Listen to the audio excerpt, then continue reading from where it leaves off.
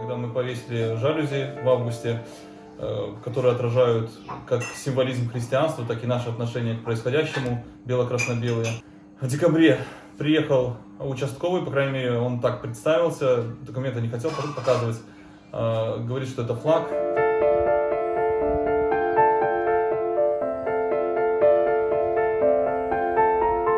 В январе случился суд.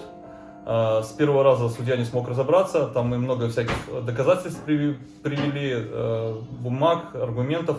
Назначил суд на 21 января, и после того, как мы ответили на все его вопросы, заключительное слово сказали, он просто достал бумагу, уже заготовленную с приговором, и зачитал, что я виноват, что надо 30 базовых мне влепить.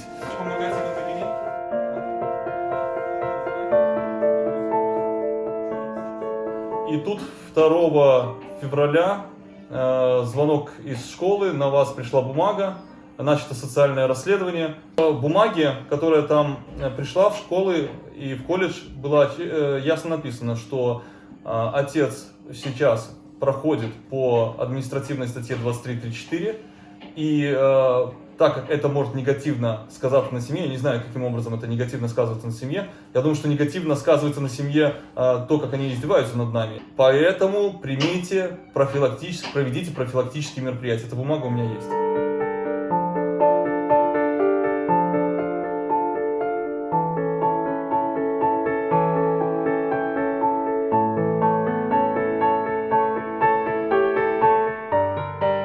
Вот сейчас мы, вот сколько там, 11 дней жили в непрекращающемся таком стрессовом ситуации, настроении, готовили бумаги, встречались с школьными представителями, чтобы доказать, что наша семья хорошая, замечательная семья.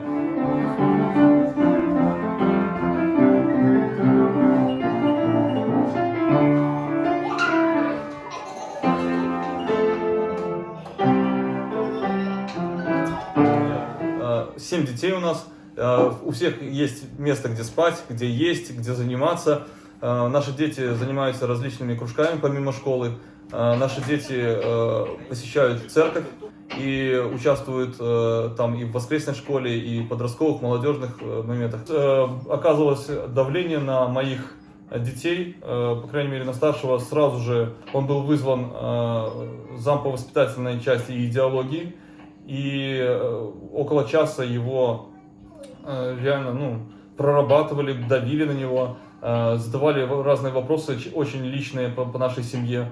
В конце концов он выслушал там еще и лекцию по поводу того, что бело-красно-белый это фашистский флаг. Потом ему даже намекнули о том, что если вдруг придет 2-я бумага по поводу его отца или по поводу его самого, то будет вопрос стоять об исключении.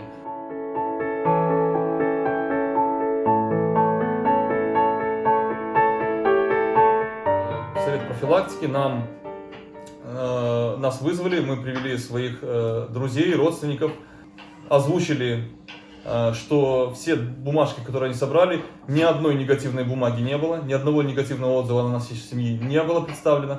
Оказалось, что наша семья образцовая и придраться не к чему. И эти выводы будут посланы во все инстанции. Я надеюсь, это послужит каким-то моментом, который прекратит издевательство и преследование нашей семьи.